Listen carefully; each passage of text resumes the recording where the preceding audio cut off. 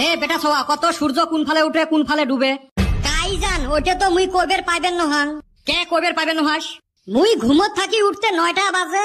উঠিয়ে দেহং সূর্য মাথার উপরে কোন ফাল দিয়ে না উঠে কইবেরে পাং না তা ডুবে কোন ফালে উঠে তো দেখছিস না বিকেলেও অল্প ঘুমেনি অভ্যাস আছে তো